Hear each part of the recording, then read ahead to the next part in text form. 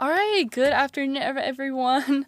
Welcome back to another episode of Checking Out Majors with Grace. I am Grace, the host, and welcome back from winter break, and welcome back. I hope y'all had a good winter break, and I hope it went great. I know my winter break went well.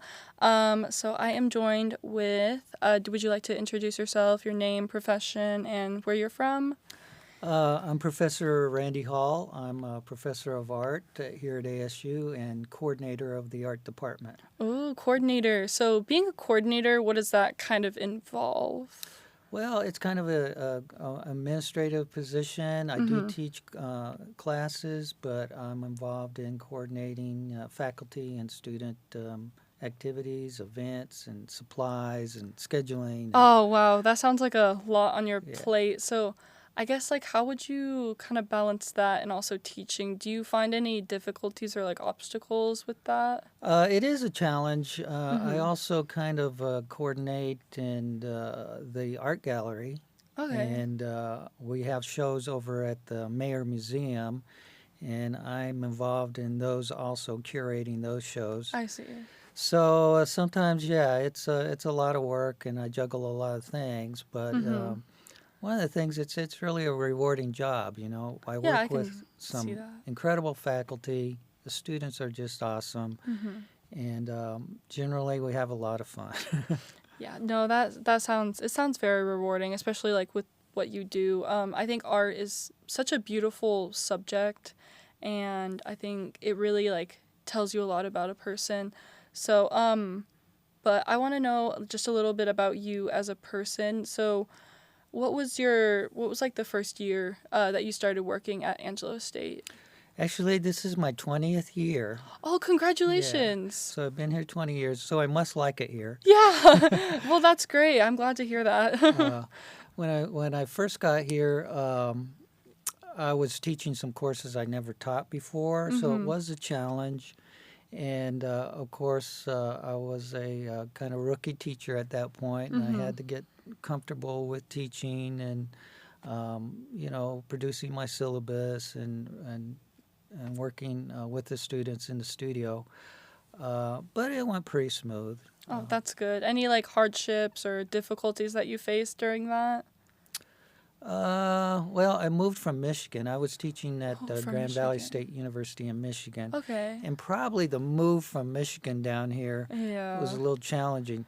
I had an aquarium at that time, and I had An some aquarium. some really nice fish, Oh. and they rode with me in the truck Mhm. all the way from Michigan. And I got down here, and so Oh, you drove from Michigan to yeah, yeah, Texas? yeah, with a U-Haul.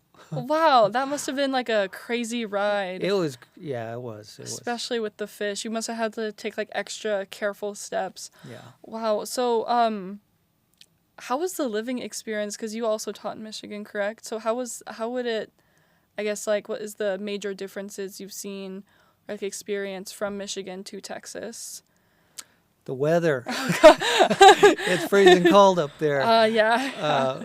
Ice and snowstorms. Mhm. I lived in Grand Rapids, which is very close to Lake Michigan, and they have what's called a lake effect. Mhm. And so that means that the snow comes over and dumps right near where you are there. And Mhm. so Grand Rapids was a place that got a lot of snow. I see. So the big difference is the climate is the major thing, and the Mhm. temperature. How long did it take for you to like adjust? Were you sick like the first couple of days that you were in here? Because I know like the very changing weather can Okay, make I'll people tell you sick. some interesting things. Yeah. Uh, when I got here, I had a little limp, Oh, really? and a lot of people have the limp in Michigan. We call it the Michigan limp. That's kind of funny. I'm It's sorry. because of the cold weather. Oh, So really? when I got down here, I had that limp, Mhm. and at that point, I was exercising and thinking about, well, I need to do something about this. It's hurting me. Yeah. But I started doing Tai Chi. I Oh. found a Tai Chi master here in San Angelo and started doing Tai Chi. Okay. And that cured my Michigan limp. And it also That's cured a pain in my foot. well. That's great. So I've been practicing Tai Chi Mhm. for 20 years. and now I teach Tai Chi also. I also heard that at the museum we had the Lunar New Year. I believe it was yesterday. Yeah, Yeah, I heard that you were. Did you participate in Tai Chi over yeah, there? yeah, Okay, that's yeah. interesting. There's a group here in San Angelo Qigong and Tai Chi group, Mm-hmm. and Tai Chi Concho, and we got together and we did a demonstration at the Mayor Okay, Museum. that's interesting. That's great. So, why did you choose to come to Texas, or specifically San Angelo, from all the way from Michigan? Well, I had connections in Michigan Mm-hmm. because I went to school up there. I went to Calvin College up there. But I also went to graduate school here in Texas, I see. alumni of Texas Christian University Mm-hmm. and University of North Texas. Okay. So I like Texas a lot, Mm-hmm. and Texas has an incredible art scene. The museums in Texas are world class. Yes, I have you been to the downtown area, the Art in Uncommon Places? It's Yes. so Yeah. beautiful. I love it. I want to go there every single day. It's Yeah. just so gorgeous. Yeah. Um, We work with Uncommon Places oh a really? lot. Yeah. Okay, that's great. Yeah. Have you done any like works down there or? I have a piece in the Pop Art Open Air Museum downtown. Mm-hmm. Yeah, and there was a lot of projects. I'm in the Art for Artists exhibition every year that they're putting on, and yeah. Mm-hmm. That's interesting. So, do you have like a favorite thing about Angelo State University? If you have to choose one, or you can choose like more. I know like I really love Angelo State. Well, when I got here, I thought the campus was really beautiful. People in San Angelo are friendly. Mm-hmm. The faculty I work with are incredible. It's an international faculty. They're all Mm-hmm. extremely talented and knowledgeable, and we work well together. Um, I enjoy coming to work every day, seeing Mm-hmm. my colleagues and working with students and interacting with administration. It's been an incredible experience. That's amazing. That's always good to have like people that you like here, especially as your job. Um, so we're gonna dive in a little bit more to your like profession as a whole, like your art classes and stuff. So, did you have any classes today? Yes, I have. I just got finished teaching Drawing 2 and Drawing 3. Oh, really? Okay. We combine that into one studio class. All right. What kind of projects are y'all working on right now? Well, in Drawing 2, we start out with something called gesture drawing. Mm-hmm. That's a kind of quick, sketchy type of drawing that captures a sense of position and space of your subject. Ooh. It's kind of sketchy things. Mm-hmm. There's a lot of different exercises we can do in relationship to that. And then we're transitioning today into a master study of contour drawing. Ooh, contour drawing. Yeah. Could you possibly dive a little bit deeper into that? I love art, but I'm not really too familiar with like So a the gesture words. drawing would be a quick, sketchy kind of drawing Okay. that you're doing maybe in 2 or 3 minutes. Mm-hmm. A contour drawing is a clean, crisp, continuous line that defines the outline as well as the interior structure. Okay. It's probably the most common way that people understand drawing. They see a line drawing that defines the shapes and the subject. Okay, that's beautiful. Are you like preparing for any exams or anything like that for your students? Well, the way I do that is I have them create a portfolio of work, and I have 2 grading periods. One would be at the mid-semester and one at the end of the semester.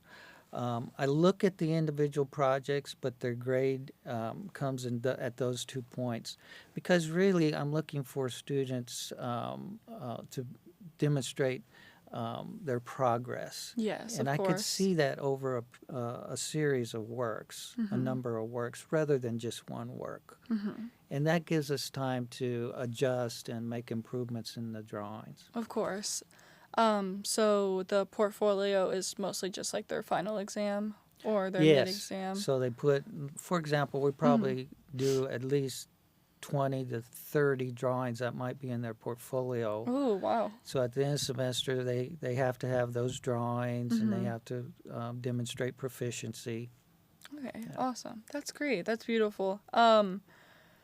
So, do you have a specific like goal for your students or yourself this semester of what you want to see in their artwork? Well, Of course, improvement, but improvement, yeah.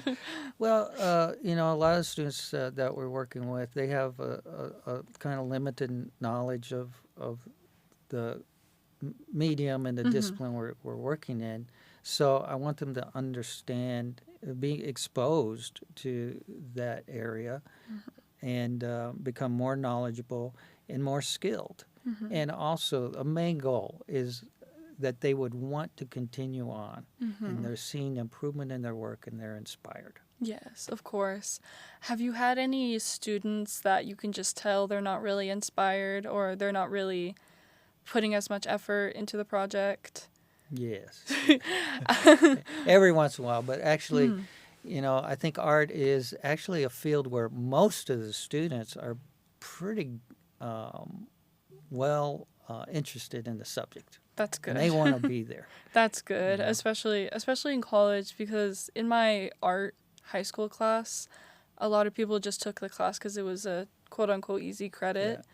But I could like tell in their artworks that they weren't really trying. So I was just like wondering, especially as a professor, is it like easier to see or is it like?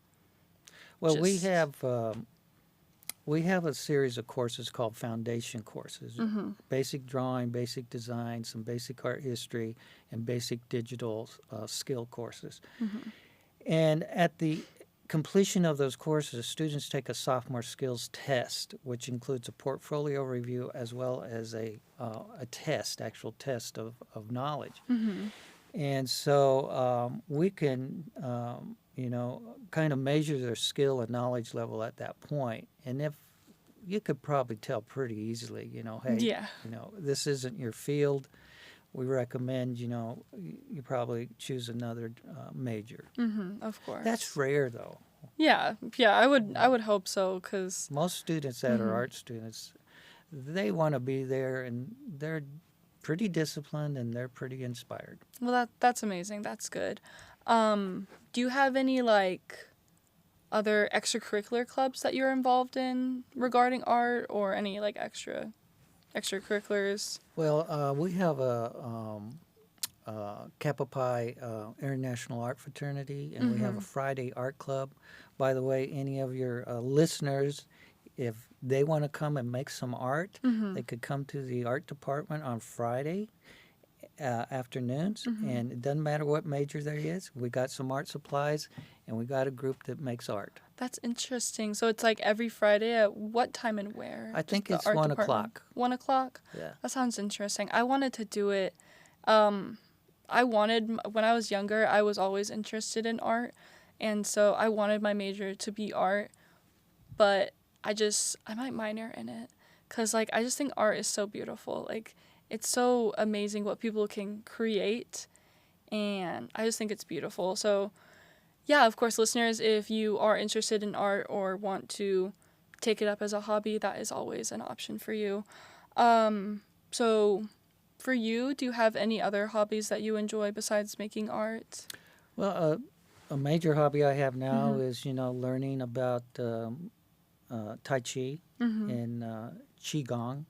Those are healing modalities or healing systems associated with the traditional Chinese medicine. They're also martial arts. Very interested in that. I played classical guitar to some extent. I'm not as good as some of my colleagues over in the music department. But and then, as a professor, we're required to exhibit our work extensively, actually, in juried exhibitions. So every semester I'm working on paintings to be put in exhibition. That's interesting. Yeah. We have a faculty show every 2 years at the San Angelo Museum of Fine Arts. And so we're always working to be involved in those exhibitions. That's interesting. That's amazing. So did you have any other career options that you were interested in before you decided on teaching? Yeah.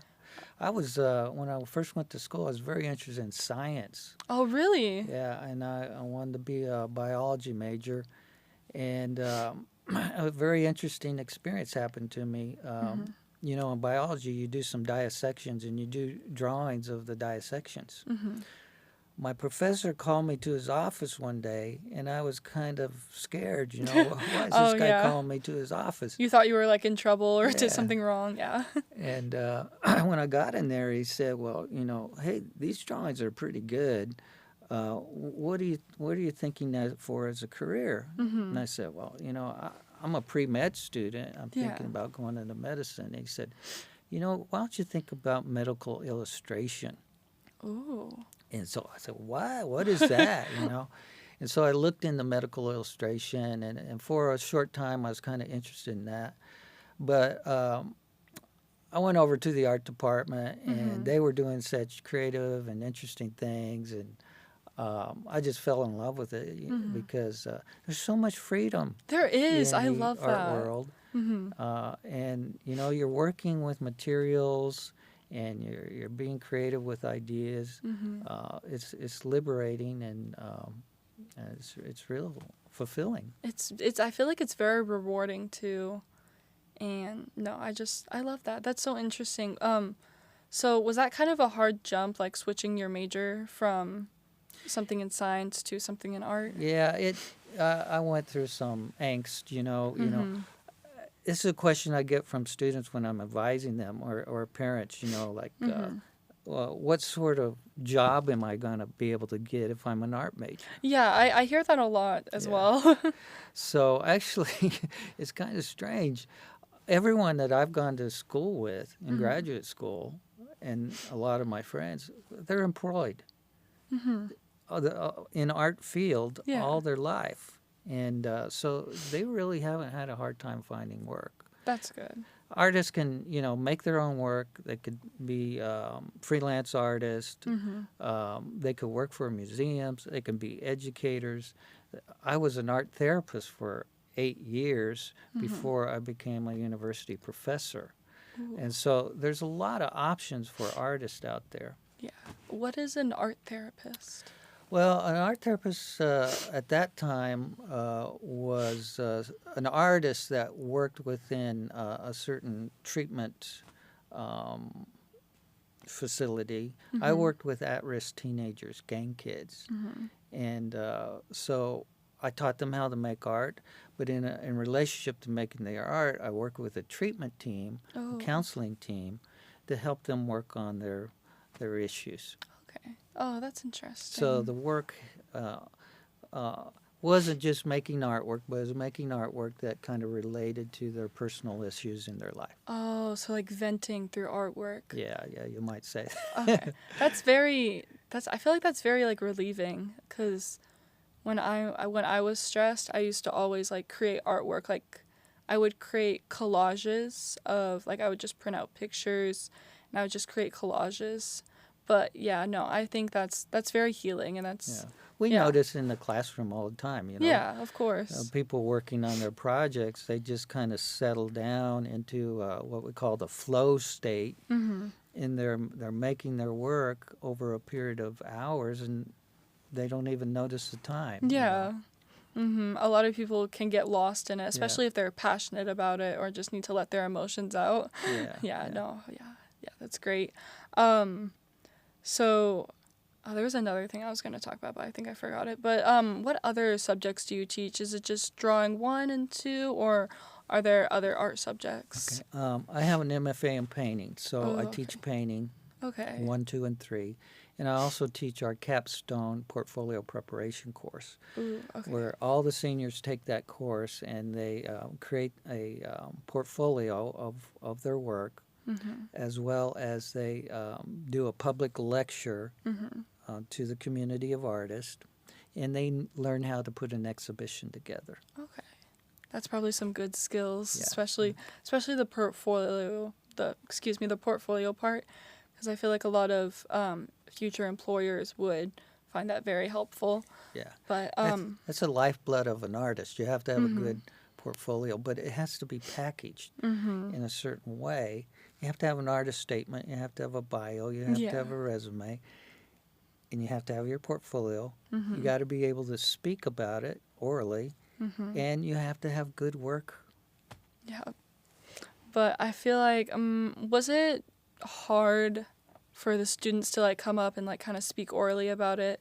Because I feel like a lot of people can, draw out something, but it's kind of hard for them to explain. So was there any times that you thought it was hard for them? That's a big challenge we have in that class. Artists are somewhat introverted. I'm an introvert to a certain extent, and we're used to going into a studio situation and being isolated. That's where we make our art. Yeah. But professional artists have to be able to talk about it and feel confident about it, and help people understand what they're trying to do. So yeah, that's a hard part in there. But amazingly, the students do great jobs every semester. That's great. That's good. Yeah. Do they like prepare speeches beforehand? Yes. Okay. Yeah. That we work on that. Takes us all semester. We write a bio, we write a statement. We work on oral speaking skills, and that's good. We put it all together. That's good. And that's for their capstone? Yes. Okay. Do you know like how long the speeches have to be? Is there like a time limit? Oh, just 30 minutes? 8 minutes. Oh, 8 minutes. Yeah. About each artwork or? They have 8 minutes to kind of give a overview of their portfolio. Okay. It's pretty challenging. That is challenging. But they do it. Especially with like all the artworks they've made. Okay. Yeah. That's and interesting. And then at the end of the semester we have a day, a meeting. All the art majors come in there and the faculty, and we do presentations back to back. Okay. That's interesting. I never knew about that. I wonder if like any other major has like capstones like that, but no, that's interesting. I think they do. Music has recitals. Yeah. That's interesting though. So why did you choose to teach like college students? Why not like high school or middle school art like students? Well, that's probably I was inspired by my teachers.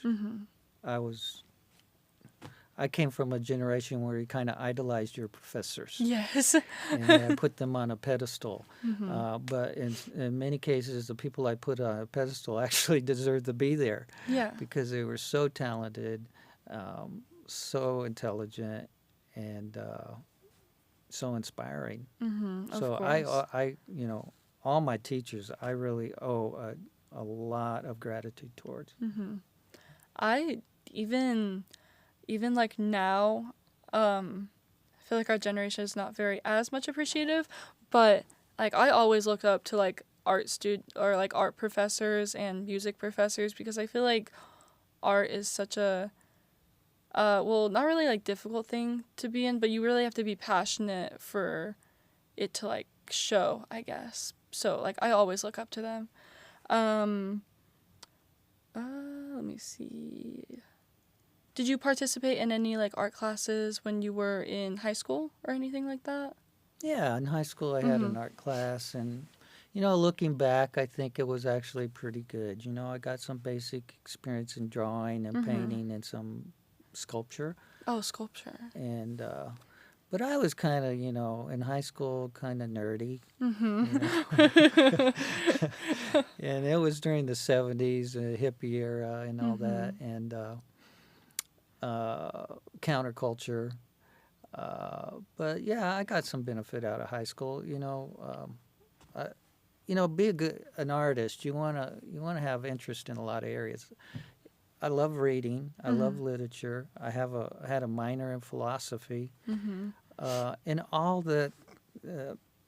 those other disciplines, especially history, feeds into your ability to make art. And so, high school wasn't the best experience of my life, but I did get some benefit. Okay, that's good. So you explored like other areas of art in high school? Or was that more near college? Well, it wasn't until college That you realized your love I for it? realized it. When I went to college, it was the 70s, and there was a lot of counterculture ideas going around, and I wanted to do something different. I didn't want to go to a regular college.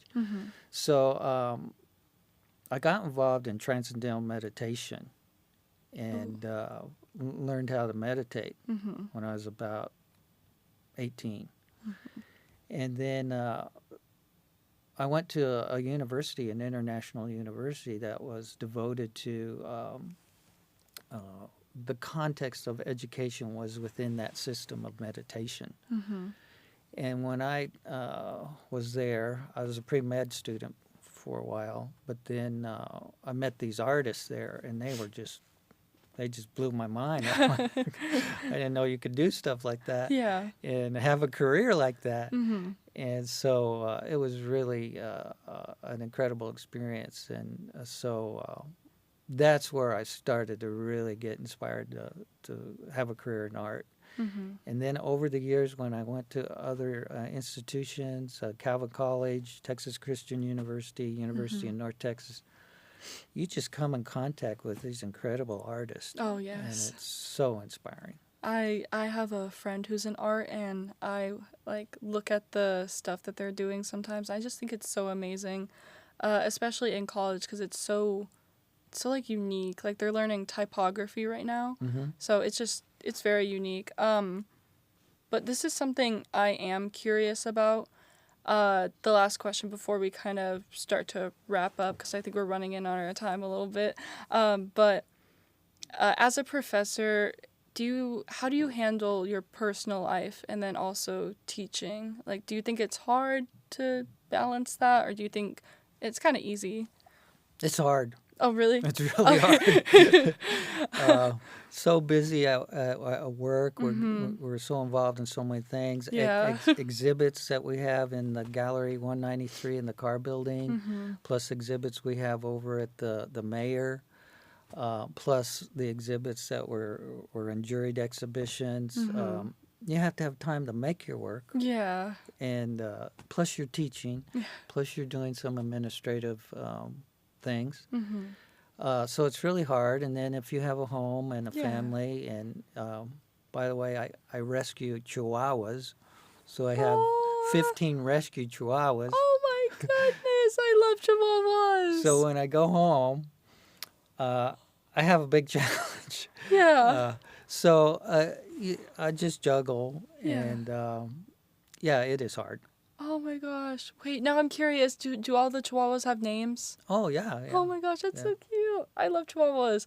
You're going to have to show me pictures, please, after this. But I love dogs. That's so cute. That's so sweet of you, too. Oh my gosh. Funny story about how I got into that. Yes, I want to know. It's related to art. So cute. I want to know. I went over to Michael's one weekend to buy some art supplies. And Critter Shack, a rescue organization, was having an event over at PetSmart. So I walked over there, and I saw these little dogs there. And I told my wife at the time, I said, it'd be nice to have a little dog that'd sit on my lap. Yeah. But you just can't have one, you just can't have one potato chip. They just all keep going. So, Critter Shack asked us to rescue some dogs and foster them, and then it just grew, and now I have 15. Oh my gosh, that's adorable. Do you mix them up? Do they kind of look the same? No, they're all pretty different. They're Chihuahua mixes. Okay. Some are real small that are, most of my dogs they're all rescue dogs, and most of them are they have some sort of issue. They're either extremely ugly, they're a little bitey, barky.